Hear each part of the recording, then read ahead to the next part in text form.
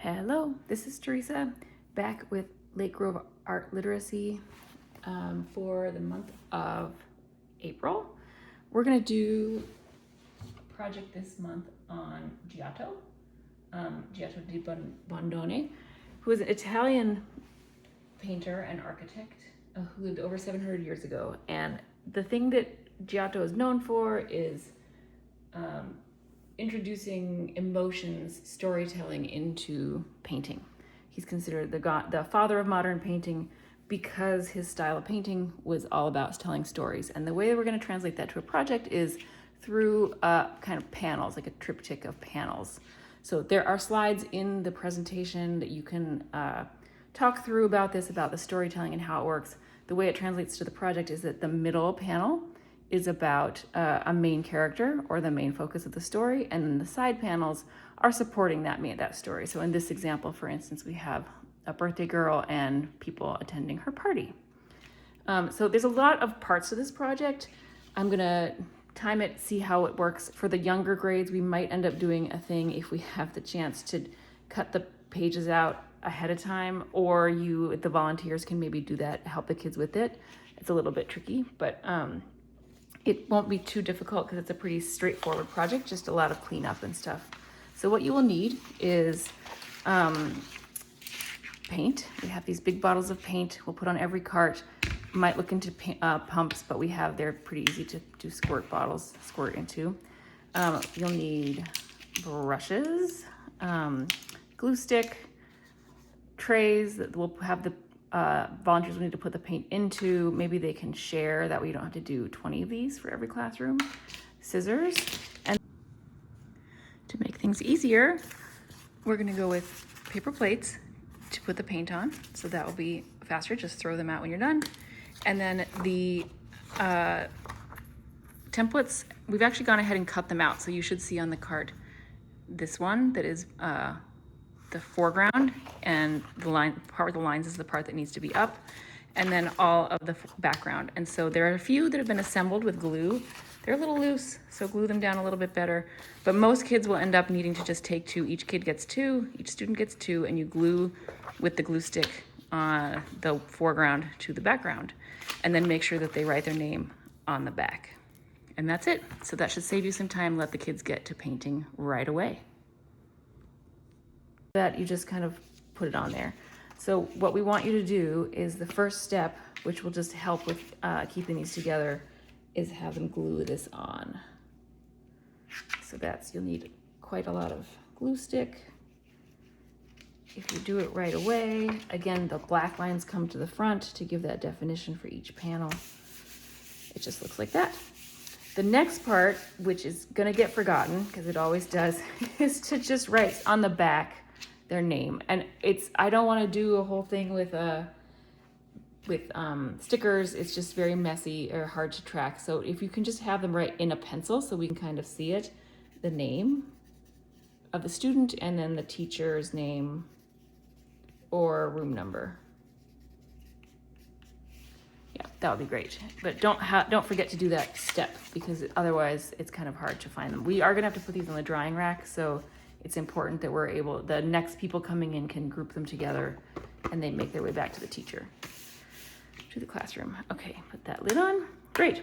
Okay, the next step is to draw the characters or the people. It doesn't have to be people. Giotto drew people. They have lots of religious symbolism and different characters from stories he was telling around religious characters, but people, but there are also a lot of options here you could do families. If people get stuck, a lot of good ideas. They can do a self-portrait and then the family around them, pets, things like that. They could also pick something from a book or something.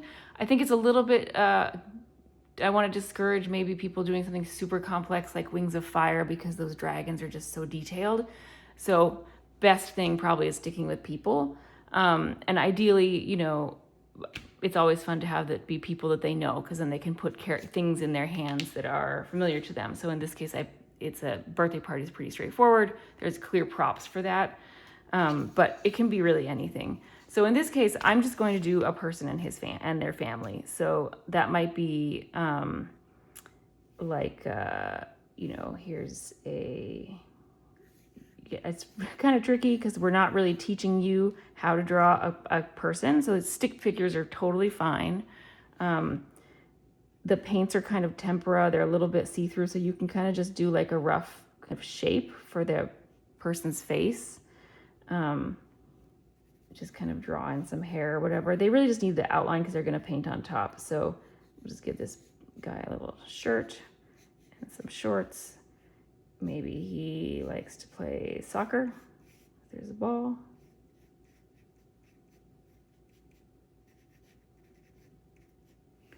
You can see it's pretty rough. Cool. There's my main character person.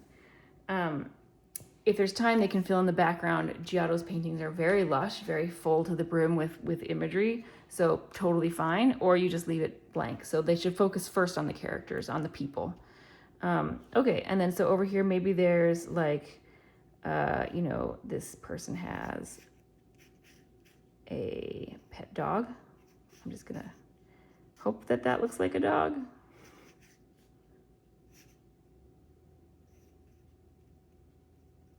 Character's totally fine. Maybe this person also has a pet fish. Here's a table, and I'll put like a bowl with a fish. So this guy's pets. And then maybe over here we have the parents of this person. We'll just do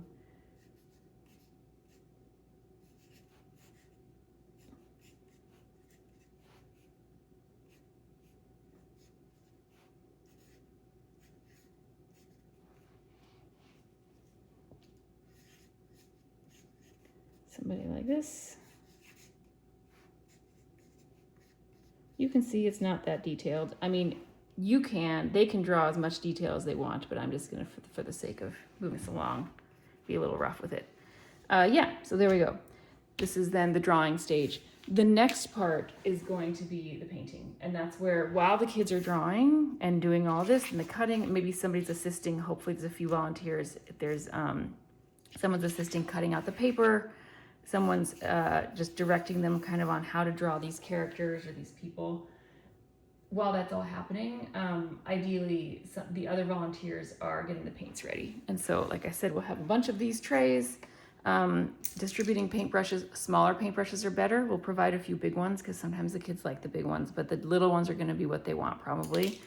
And it's tempera paints. They dry pretty fast, but not totally all the way fast. Like this was painted 20 minutes ago. It's mostly dry.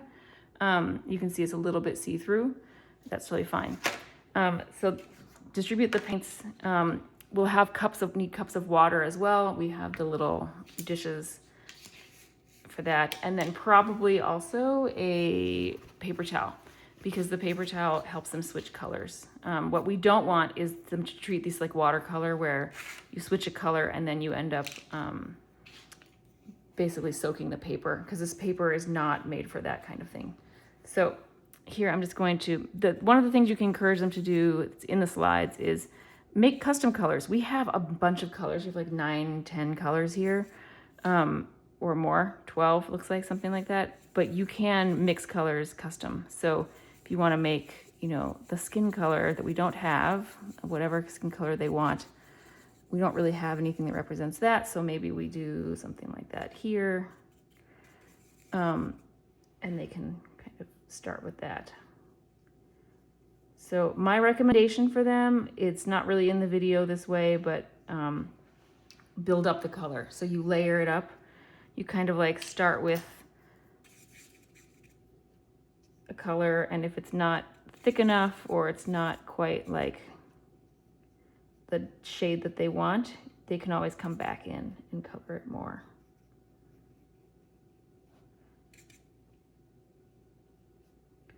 But do have them start with the person and not the background. They'll just paint the background in after if they have time.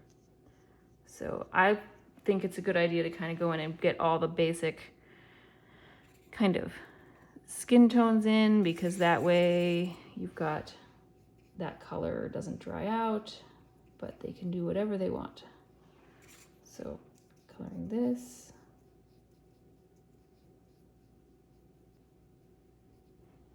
These are washable, but if you put your hand on it, you'll smear it. So just watch out for that. You can see that they kind of need to mix. If they're going to mix paint, you need to mix kind of a lot to make it through without having to remix the color. So maybe we won't share, but they don't have to take every color, I guess would be my tip then. In previous lessons where we've done paint, like last year we did some with these paints, you can just do, like, ask the kids what colors they want, and they'll probably pick like 4 or 5 colors. They don't necessarily say, I want all 12 or whatever, but if you want to make a few that are that many, that's fine. And then just go around and fill them in as they ask for more. Be best. Okay, cool. So I'm going to give this guy a green shirt, but I'm going to make it a little bit of like a bright green.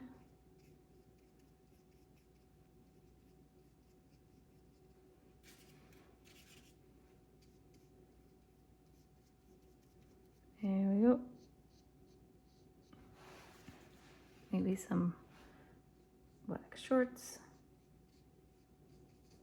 So from here, it's really just about painting the rest of it. It shouldn't take too long. If you are in a hurry, you need to go, you're not going to probably miss much except some tips after this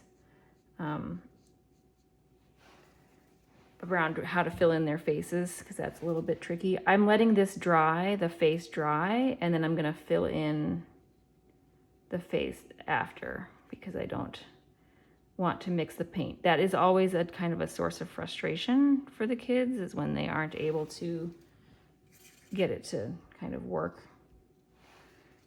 because it smears.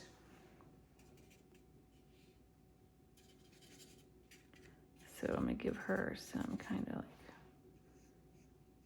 reddish hair.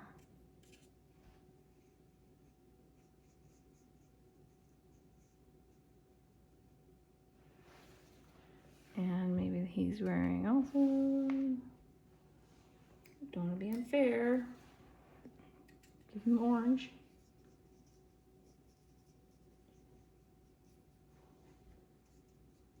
All right.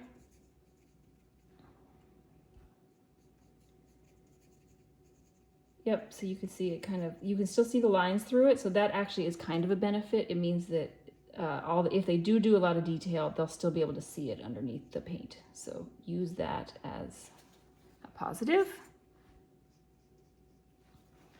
Kind of good.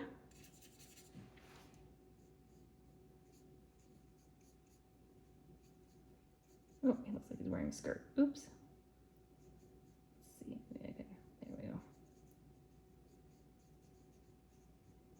That is the other thing to think about, just coaching the kids, that painting is, it's going to change. It changes because you're moving from one medium to another. So it's okay if they have to pivot, if it doesn't come out exactly right. It's just about having fun and figuring it out. So they shouldn't worry too much about that. Oopsie, so that yellow and that black did not mix in this brush. So I'm going to switch to a different brush, and that is fine. At the end, just please rinse out the brushes as much as you can, but it's okay. Just leave them in the bin wet, no problem. I am lazy, so she has matching shoes. Okay, this takes, you can see kind of how long this takes. It takes a little bit of time. I'm going to make this a wooden table. And we're going to make this dog kind of golden color. Why not?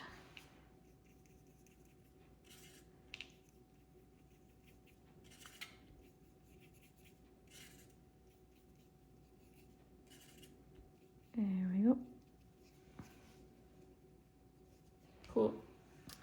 The white can be more popular than you expect. Again, my brush is kind of like dirty.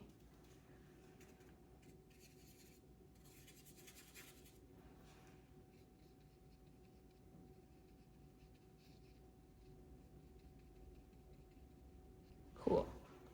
And then what I would say is, if there are any kids who are like getting done fast with all of it, obviously come back in and put in the faces, but they can start adding, they can add detail like shading and stuff. Some kids are just more artistic that way, and so you might want to like They can add in the edge of the table and some shadows and things like that. But, you know, not necessary. It's really about the storytelling. So if they're stuck or they're not sure what to focus on, the storytelling part is the part that's relevant to the lesson. So the idea being that you can tell a story with just still pictures. A little different from some of the things that are in the lesson around the way that we think of paintings as like you can hit, it's a still from a video and you can hit play and imagine it's happening. So like a snapshot candid style image. This is more about storytelling, telling about like building a character and who the person is and what's going on with this scene. So it doesn't have to be strictly about just the people. That's the most accessible way. But if they want to tell a story, also they could, like, you know, a kid with the soccer ball and then getting a goal and then getting a medal or something. That's totally fine too. They could do 1, 2, 3. They could do whatever is inspiring. The idea is just that it's supposed to be about storytelling and painting, because that's what Giotto introduced that was new and different. Yeah, so that's kind of the lesson. From here, if you want, you can, you know, they can add in a background. There can be some grass. There can be just like a floor or a sky.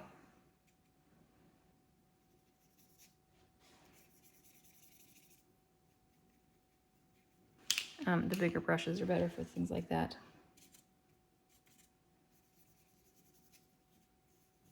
Yeah, but not required to do that level. And then from here, it's really just there's not about like writing a story or the words or anything like that. It's really about just the images. Yeah, so there you go.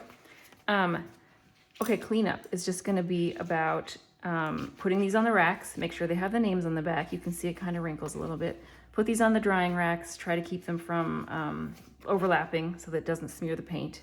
And then rinse these out. It's kind of a lot of paint to waste. I just did the one, but you can see how it's tempting to like put a lot of paint in there. You don't need a ton because it's just a lot of paint to rinse out. So wash these, wash this, dump the water, rinse it out, just put everything back in. And you can just toss this, of course, in all of the like extra paper that got kind of thrown out. That's it. That's the lesson. Last one of the year. Thank you so much for being with us all year. And there's going to be one more thing around the Lake Grove Center for the Arts does Festival of the Arts. That'll be in June. Some pieces will be selected to be in that show. And we also need to put portfolios together to give to the kids. So we'll figure out how to have that happen. And we might need help, but we'll figure that out. Yeah, thank you all so much. Happy arting. See you in the classroom. Thanks.